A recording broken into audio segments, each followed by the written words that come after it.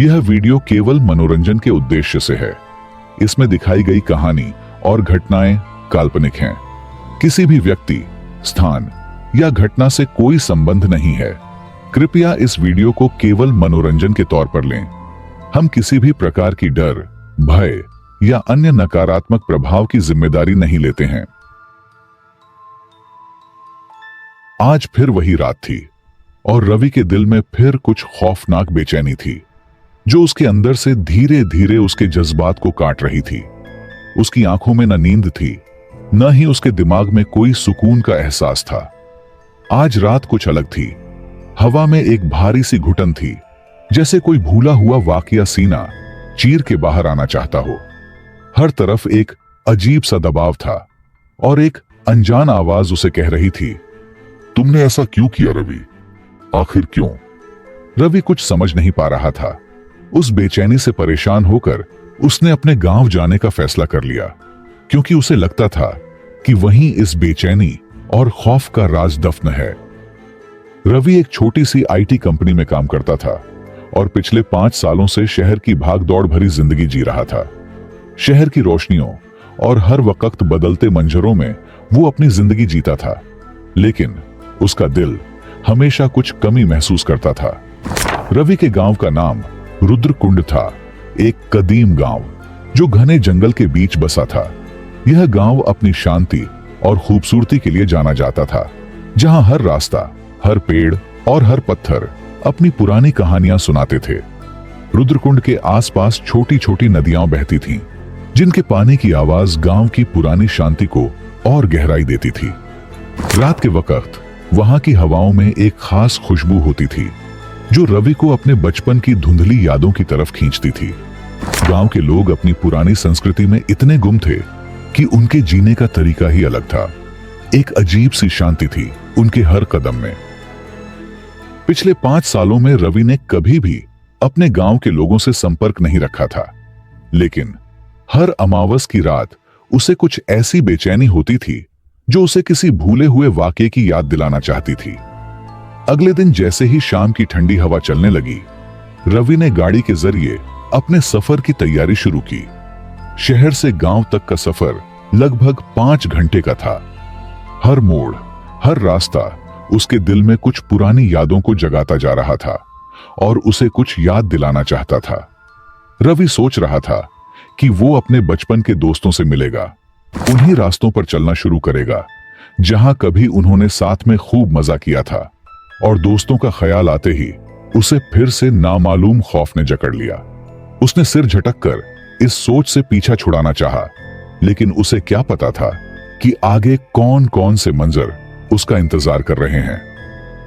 कुछ खौफनाक जो उसके दिल को छुप छुप कर घेर रहा था। वही पुरानी हवा, वही पुरानी शाम, मगर कुछ चीज थी जो उन सबको बदल चुकी थी। कुछ ऐसा माजी में हो चुका था जो उसे याद आना चाहता था, मगर नहीं आ रहा था। दरअसल आज से ठीक 1 साल पहले रवि का एक एक्सीडेंट हुआ, जिसमें उसे अपने माजी की कुछ यादें भूल गईं। रवि को लगा जैसे कुछ अनजानी मुसीबत उसके पीछे छुप कर चल रही हो, लेकिन वो समझ नहीं पाया कि यह सिर्फ उसका वहम था या कुछ और जो बहुत भयानक था। रवि रात के 9 बजे अपने गांव पहुंचा। उसका गांव काफी सुनसान लग रहा था, जैसे सब कुछ चुप हो गया हो। वो धीरे धीरे अपने पुराने घर की तरफ बढ़ा, जो गांव के कोने में स्थित था। जैसे ही वो अपने घर के सामने पहुंचा, उसने देखा कि घर पहले से भी ज्यादा खोखला और डरावना लग रहा था। चारों तरफ जंगल का सन्नाटा था और रात का काला स्याह अंधेरा माहौल को और डरावना बना रहा था।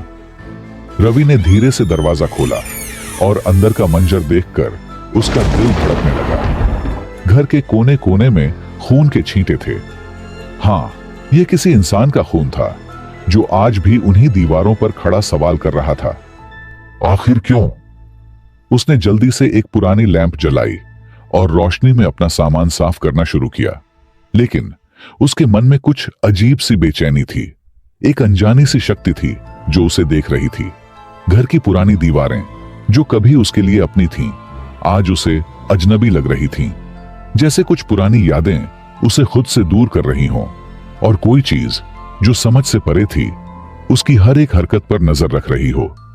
रवि ने अपने दिल की बात को सफर की थकान समझकर इग्नोर कर दिया और वो अपने कमरे में चला गया। अगली सुबह रवि गांव में घूमने निकला। उसने देखा कि पूरा गांव किसी अनजाने खौफ में डूबा हुआ था। मंगला चाची, जो गांव की बुजुर्ग महिला थीं, उन्होंने रवि को बताया कि पिछले 7 महीनों से हर अमावस्या की रात एक व्यक्ति गांव से गायब हो जाता है और अगली सुबह उसकी सिर कटी लाश पुरानी हवेली के कुएं के पास मिलती है।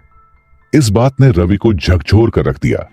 यह वो खौफनाक रात थी जब रवि हर सांस के साथ एक अनजान लहरदार अंधेरे में डूबता चला जाता, जैसे कोई मनहूस साया उसकी रूह को कैद कर रहा हो। रवि ने अपने दिमाग को संभालने की कोशिश की और कमजोर आवाज में पूछा, चाची, क्या ये सब सच है? रवि ने थोड़ा शक भरे अंदाज में सवाल किया।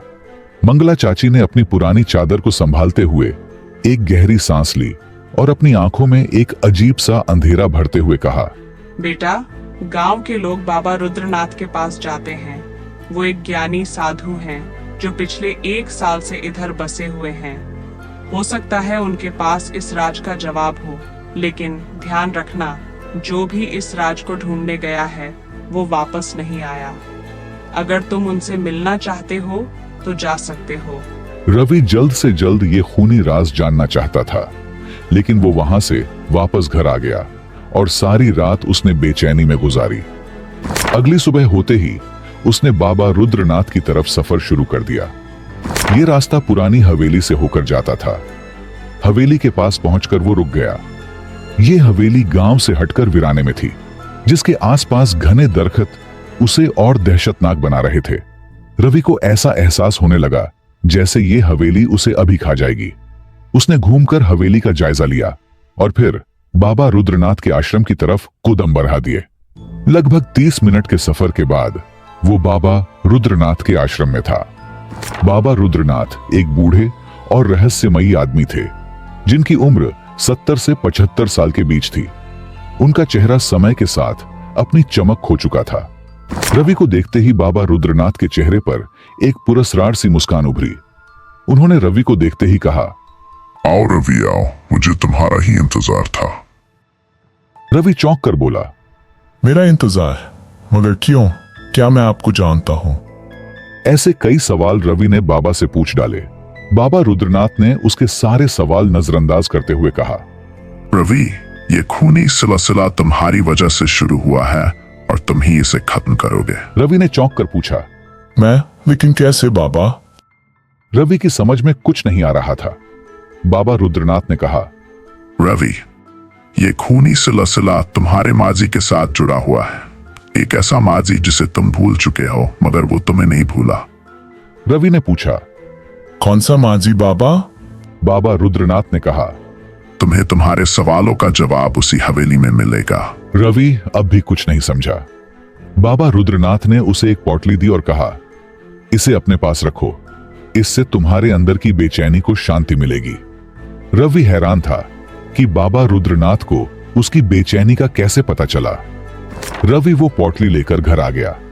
अब उसके अंदर की बेचैनी खत्म हो चुकी थी, मगर उसे कोई अनजानी सी आवाज हवेली की तरफ बुला रही थी, जैसे वह उसे एक ऐसा राज बताना चाहती हो जो बहुत ही भयानक था उसके लिए, जैसे कोई भयानक हकीकत सामने आने को बेताब हो।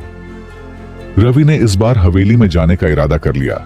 वो हर हाल में हवेली का राज जानना चाहता था, मगर आगे एक ऐसी हकीकत उसका इंतजार कर रही थी जो उसकी रूह तक को डरा देगी। 2 दिन बाद चांद ग्रहण था। रवि ने तय किया कि वो इस रात का सच समझने के लिए गांव में ही रहेगा। गांव के लोगों ने उसे हवेली जाने से रोका, लेकिन रवि ने अपनी जिद पर दबाव डाला। उस रात रवि ने एक टॉर्च और एक लाठी ले ली और हवेली की तरफ निकल पड़ा। चांद की धीमी धीमी रोशनी में हवेली बहुत पुरस्कार लग रही थी और आसपास से कुत्तों के भौंकने की आवाजें माहौल को बहुत भयानक बना रही थी। रवि अब हवेली के सामने था और अब वह खुद पे कंट्रोल नहीं कर पा रहा था। ऐसा लग रहा था जैसे कोई उससे अंदर से बाहर आना चाहता हो। उसके कदम खुद ब खुद हवेली की तरफ बढ़ने लगे। वह खुद को रोक नहीं पा रहा था। रवि धीरे धीरे हवेली के बीच में पहुंच गया। तभी उसे एक अजीब सी खुशबू और धुआं दिखाई दिया। उसने देखा कि कुएं में बहुत तेज आग जल रही है और कोई औरत उसमें लकड़ियां डाल रही है। रवि धीरे धीरे उसके करीब जाने लगा। तभी एक भयानक आवाज आई और वह औरत वहां से गायब हो गई। खौफ से रवि की टांगें कांपने लगीं और वह खुद को कोसने लगा कि वह यहां क्यों आया था। तभी उसे अपने पीछे किसी चीज के होने का एहसास हुआ। खौफ से उसकी हालत खराब हो रही थी। उसने धीरे धीरे पीछे मुड़कर देखा, लेकिन वहां कोई नहीं था। मगर जैसे ही उसने गर्दन सीधी की और रवि खौफ से बेहोश हो गया। रवि को जब होश आया तो उसने देखा कि कुएं में आग बहुत तेज हो गई है और आसपास कोई नहीं है। वह कोशिश के बावजूद उठ नहीं पा रहा था, जैसे अब उसका शरीर भी उससे अनजान हो गया हो। तभी उस भयानक औरत का चेहरा अचानक उसके सामने आ गया। खौफ से रवि का बुरा हाल था। रवि बेहोश होने ही वाला था कि उसे अपने कानों में किसी की आवाज आई, बेटा विक्रम उठो और खुद को मुक्ति कर लो। आज तुम आजाद हो जाओगे। उठो बेटा, उठो। यह आवाज किसी और की नहीं बल्कि बाबा रुद्रनाथ की थी। रवि को एक जोर का झटका लगा और वह अतीत में वापस चला गया, जो कभी दिमाग की धुंधली यादों में कहीं दफन था। रवि चौंक गया और बोला, यह नहीं हो सकता। उसे अपने शरीर में खौफ की एक सर्द लहर दौड़ती हुई महसूस हुई। विक्रम रवि के बचपन का दोस्त था, मगर एक रात रवि और विक्रम रात को कहीं जा रहे थे कि रास्ते में उन्हें एक बैग मिला जो पैसों से भरा हुआ था। पैसे देखकर रवि लालच में आ गया, क्योंकि वह बहुत गरीब था और उसे पैसों की जरूरत थी। वह चालाकी से विक्रम और पैसों के बैग को साथ लेकर अपने घर आ गया। वह सारे पैसे खुद हड़प करना चाहता था, तो मौका देखकर उसने विक्रम का गला काटकर उसे मार डाला। विक्रम के खून के छींटे घर की दीवारों पर जा लगे। फिर उसने विक्रम की लाश को एक चादर में लपेटकर उस पुरानी हवेली के सूखे हुए कुएं में फेंक दिया। 2-3 दिन बाद लाश की बदबू ने लोगों को अपनी तरफ आकर्षित किया और इस तरह विक्रम की लाश को ढूंढ लिया गया। विक्रम की मां यह सदमा सहन नहीं कर सकी और वह भी चल बसी। विक्रम का बाप बिल्कुल अकेला हो गया और एक रात अचानक वह भी घर से गायब हो गया और किसी को कुछ पता न चल सका कि वह कहां गया। बाबा रुद्रनाथ और कोई नहीं बल्कि विक्रम का बाप है, जो बेटे की मौत के इंतकाम के लिए पहाड़ों में तपस्या करने के लिए चला गया और 4 सालों की तपस्या के बाद उसे वह शक्ति मिल गई जिसकी उसे जरूरत थी। उन शक्तियों की मदद से उसने अपने बेटे की भटकती आत्मा को बुलाया और उसे रवि के शरीर में भेज दिया, जो उसे वापस गांव आने के लिए उकसाती रही। रवि एक झटके से माजी के ख्यालों से बाहर निकला। उसके पैर अपने आप उस कुएं की तरफ बढ़ने लगे और बाबा रुद्रनाथ जोर जोर से मंत्र पढ़ने लगा और कहने लगा, जाओ विक्रम, जाओ, आज तुम आजाद हो जाओ। आज तुम्हारे इंतकाम का दिन है। जला दूं इसे और ले लो अपना इंतकाम। रवि पूरे जिस्म का जोर लगा रहा था, मगर उसके कदम रुक नहीं रहे थे। वह कुएं की तरफ बढ़ता जा रहा था और खौफ से उसकी हालत खराब थी। उसके सामने मौत थी और वह कुछ भी नहीं कर पा रहा था। वह चीख चीख कर उनसे माफी मांग रहा था, मगर कोई भी नहीं सुन रहा था कि अचानक वह वक्त आ गया जब उसका जिस्म कुएं के किनारे पर चढ़ गया। वह चाहकर भी खुद को रोक नहीं पा रहा था और कुएं की भड़कती आग उसे अपनी तरफ बुला रही थी। और फिर अचानक एक दिल दहला देने वाली चीख के साथ रवि का जिस्म कुएं में कूद गया। उसकी दर्दनाक चीखें पूरी हवेली में गूंज रही थीं और उसका जिस्म कुएं की आग का ईंधन बन रहा था। हमारे साथ इस डरावनी और रहस्यमय यात्रा में जुड़ने के लिए धन्यवाद। अगर आपको यह कहानी पसंद आई हो तो लाइक, शेयर और हमारे चैनल को सब्सक्राइब करना न भूलें। बेल आइकन दबाकर हमारे नए वीडियो की अपडेट्स पाएं। इस कहानी के बारे में आपके विचार क्या हैं? नीचे कमेंट करें। हमें आपके विचार जानकर खुशी होगी। अगली बार तक जिज्ञासा बनाए रखें और ध्यान रखें, जो साए में छिपा है वो कभी भी सामने आ सकता है।